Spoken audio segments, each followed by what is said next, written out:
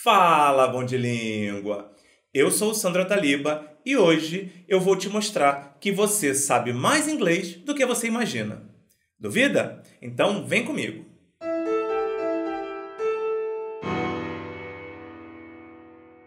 Embora o português e o inglês tenham origens completamente diferentes, já que a nossa língua vem do latim e o inglês é um idioma anglo-saxônico, por causa do domínio do Império Romano, que tomou conta de quase a totalidade da Europa, entre 60% e 70% das palavras que compõem a língua inglesa são de origem latina.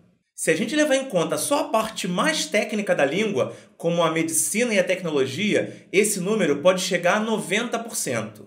90%. Isso acaba, de certa forma, facilitando o nosso entendimento do inglês, já que a maior dificuldade que a gente tem quando está aprendendo uma nova língua é justamente o vocabulário.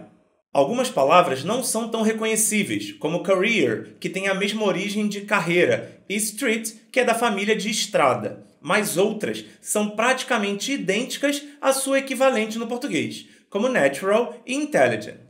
Essas palavras são conhecidas como palavras amigas, transparentes ou cognatas. Conseguir reconhecer essas palavras já te permite entender boa parte de um texto em inglês. Um dos elementos que mais ajuda nesse tipo de associação são os sufixos, que são aquelas terminações comuns a várias palavras. Quase a totalidade dos sufixos usados no nosso idioma tem o equivalente em inglês, e poucos são irreconhecíveis. Vamos ver alguns exemplos? Dá uma olhada nessas palavras: convention, creation, observation, action, protection. Você reconhece alguma delas? Se você reparar, basta reconhecer uma dessas palavras e, através do sufixo, todas as outras ficam reconhecíveis. Nesse caso, praticamente toda a palavra terminada em shan, em inglês, mesmo que tenha um C antes, vai terminar em são em português. Então temos convenção, criação, observação, ação e proteção. Vamos ver mais um exemplo tranquilo de se reconhecer? Famous, generous, fabulous, populous, glamorous. Fácil também, né? Nessa, ainda rola a possibilidade de tradução tanto para o masculino quanto para o feminino. Logo, famous pode ser famoso ou famosa. Generous pode ser generoso ou generosa. E assim por diante. Vamos complicar um pouquinho mais? Dá uma olhada nessas palavras: normality, criminality, possibility, activity, authority. Um pouquinho mais difícil, né? Mas a mesma lógica continua valendo. Basta reconhecer uma que o sufixo equivalente pode ser aplicado a todas as outras. Uma dica útil nesse caso é: a palavra em inglês muito raramente vai ser maior do que em português. Logo, normality lembra normal, mas é maior. Então a gente pode associar a normalmente ou normalidade. Agora, se a gente olhar as outras palavras, dá para identificar o sufixo it como significando idade, já que autormente e possibilmente não existem, mas autoridade e possibilidade, sim. Assim, a gente tem normalidade, criminalidade, possibilidade, atividade e autoridade. Outros sufixos de fácil identificação são ism, ismo em português, e sua variação ist, ista pra gente. Também tem o par de sufixos ans e ansi, que equivale ao nosso ência, assim como a variação ent, o nosso ente. Agora, tem aqueles sufixos que já não parecem tanto com os nossos. Tem os sufixos verbais ate e ify, que em português viram ar e ficar.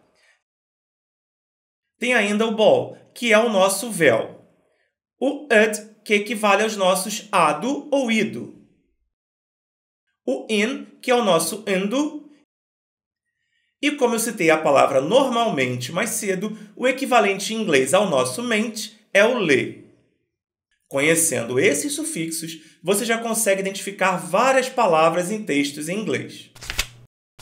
Depois de reconhecer as palavras transparentes, outro fator que auxilia na tradução de textos é a nossa capacidade de preencher lacunas. Embora a gente tenha a tendência de querer receber a informação já toda mastigada, detalhada, O nosso cérebro tem a capacidade fenomenal de reconhecer padrões e deduzir informações ausentes no contexto. E é assim que a maioria dos falantes não nativos de qualquer idioma consegue reconhecer frases e diálogos. Quer ver um exemplo? Dá uma olhada nessa frase. The girl is taking a shower. Se você simplesmente pegar as palavras-chave dessa frase, como girl, que significa menina, e shower, que significa chuveiro, você já consegue deduzir mais ou menos o que a frase significa. Chuveiro está ligado a banho, não está? Então, nossa dedução precisa girar em torno de menina e banho. Notando ainda a palavra taken, com o sufixo in, o nosso ando, a gente consegue chegar à conclusão de que essa frase significa a menina está tomando banho. Deu para entender? Vamos tentar uma frase um pouco mais complexa agora. Tenta traduzir essa frase. Paraty is a preserved Portuguese colonial and Brazilian imperial town with a population of about 36,000. De cara, a gente já sabe que o assunto da frase é Paraty. Com o mínimo de conhecimento de mundo, a gente pode dizer que Paraty pode ser um peixe, um carro, uma cidade. A primeira coisa que a gente vai fazer é procurar palavras transparentes. Preserved, a gente já vê que pode ser preservado ou preservada. Depois eu tenho Portuguese, que lembra português ou portuguesa, e Colonial, que é óbvia. Também tem Brazilian e Imperial, ambas de fácil reconhecimento.